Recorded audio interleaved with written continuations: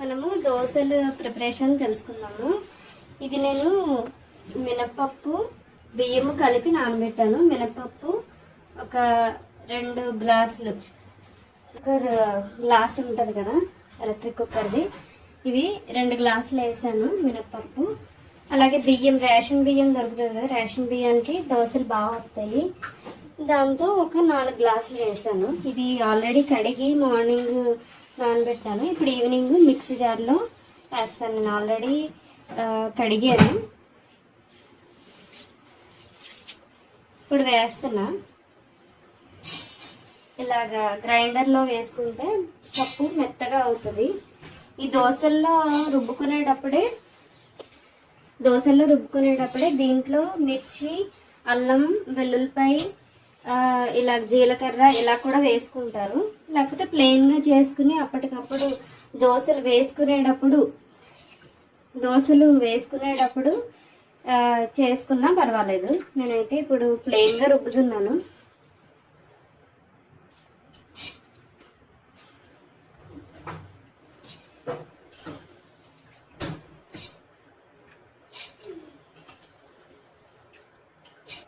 ఇప్పుడు దీంట్లో కొంచెం వాటర్ కూడా యాడ్ చేసుకుందాం. ఇలా కొంచెం వాటర్, ఇవి మునిగేంత వరకు వాటర్ యాడ్ చేసుకుని ఇలా సెట్ చేసుకుని గ్రైండర్ మూత ఫిక్స్ చేసుకుని ఇప్పుడు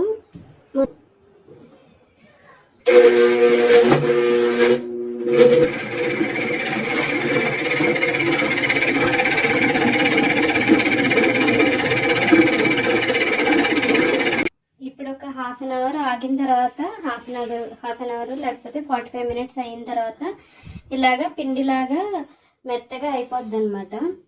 సో ఇప్పుడు మనము దీన్ని ఈ బౌల్లోకి ట్రాన్స్ఫర్ చేసుకోవచ్చు. మన దోశ పిండి రెడీ అయిపోయింది. చూడండి, ఈ కన్సిస్టెన్సీ ఉంటుంది. ఇడ్లీ పిండి మాదిరి ఇలా మనం రుబ్బిన వెంటనే ఇలా ఉంచేసాం అనుకోండి, తర్వాత వేసుకునేటప్పుడు కొంచెం వాటర్ వేసుకుని, సాల్ట్ వేస్తే కొంచెం పలచన అవుతుంది. సో సాల్ట్ వేసిన తర్వాత కూడా ఒకసారి మనం ఇలా కలదిప్పి వాటర్ వేసుకుని తర్వాత దోశలు వేసుకోవచ్చు. ఇది నైట్ పులియబెట్టే వాళ్ళు ఉంటారు. లేకపోతే డైరెక్ట్గా ఫ్రిడ్జ్లో పెట్టేసి రేపు పొద్దున్న వాడుకున్నా సరే దోశలు బాగానే వస్తాయి. అలాగే దోశల్లో కూడా బీట్రూట్ దోశలు, పాలక్ దోశలు ఇలాగా చాలా చేసుకోవచ్చు అనమాట. ముందు చెప్పినట్టు జీలకర్ర, పచ్చిమిర్చి వేసుకోవచ్చు. దాంట్లో అటుకులు ఇవన్నీ మిక్స్ చేసుకుని వేసుకోవచ్చు. మరమరాలు కూడా మిక్స్ చేసుకుని వేసుకోవచ్చు. చాలా సాఫ్ట్గా స్మూత్గా వస్తాయి. వాటితో పాటు బీట్రూట్ అలాంటివి వేసుకుంటే రెడ్ కలర్ దోశ, చిన్నపిల్లలు ఉన్న వాళ్ళకి రెడ్ కలర్ దోశ, లేకపోతే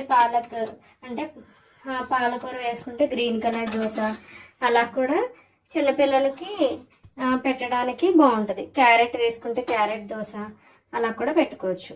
దోశ పిండి బ్యాటర్ ప్రిపేర్ అయిపోయింది. మనము దోశలు వేసుకోవడం చూద్దాం. థ్యాంక్ యూ అండి.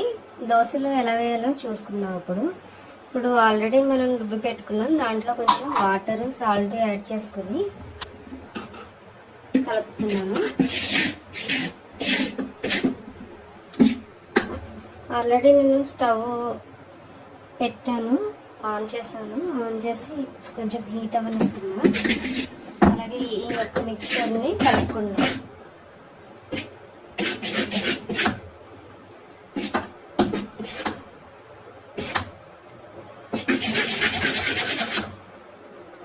ఈ కన్సిస్టెన్సీ వస్తే దోశలు అనేవి బాగా వస్తాయి.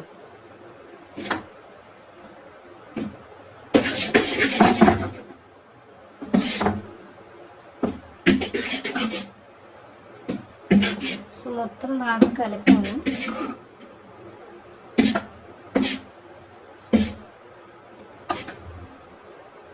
కలిపిన తర్వాత ఇప్పుడు ప్యాన్ హీట్ ఎక్కిందో లేదో చూద్దాం.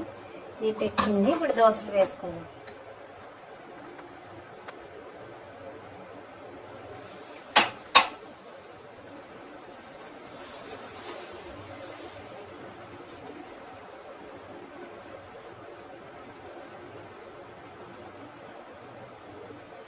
దోశ వేసుకున్న తర్వాత ఫస్ట్ హైలో పెడదాము. హైలో పెట్టి వేసుకున్నాం కదా, కొంచెం ఆయిల్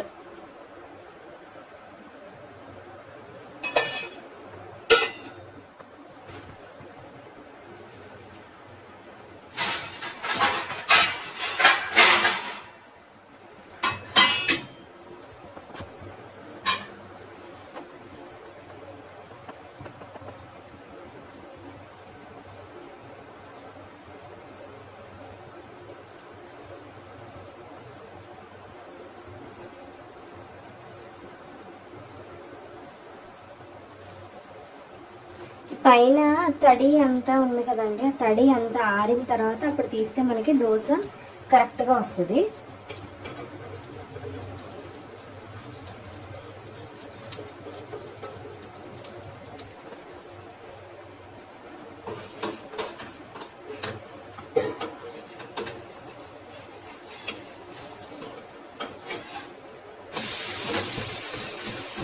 ఇలాగా తిరగేసుకున్నాం.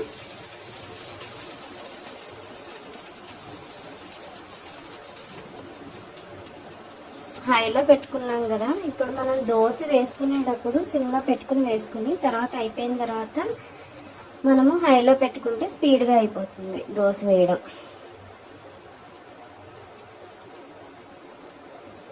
ఇప్పుడు మనం మళ్ళీ సిమ్లో పెట్టేద్దాము. సిమ్లో పెట్టేసి దోశ తీసేద్దాం. ఇది అయిపోతుంది.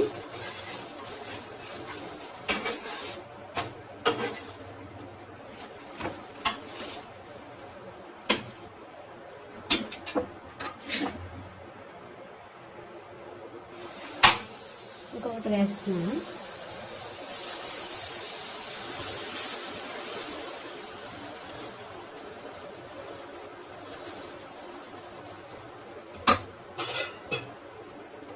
మళ్ళీ హైలో పెట్టుకున్నాం.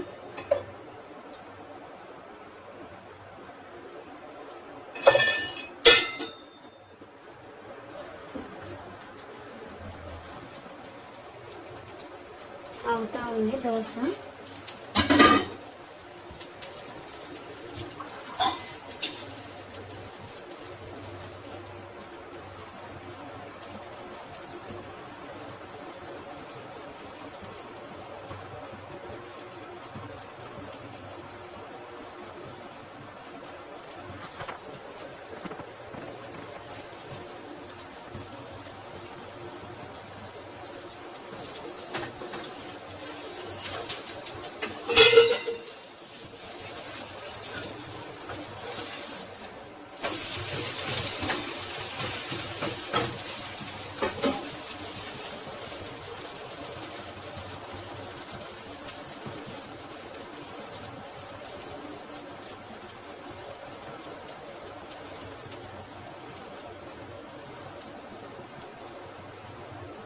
ఇప్పుడు స్టవ్ ఆఫ్ చేసేసుకుందాం. స్టవ్ ఆఫ్ చేసేసుకుంటే ఆ హీట్లో కొంచెము ఏదన్నా కొంచెం పచ్చిగా ఉంటే అది కూడా కాలిపోతుంది అన్నమాట.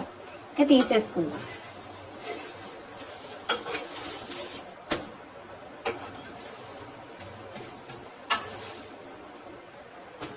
ఇలా మనకి 2 దోశలు రెడీ అయిపోయినాయి. ఆల్రెడీ నేను అల్లం చట్నీ చేశాను. దీంతో మనం సర్వ్ చేసుకుందాం.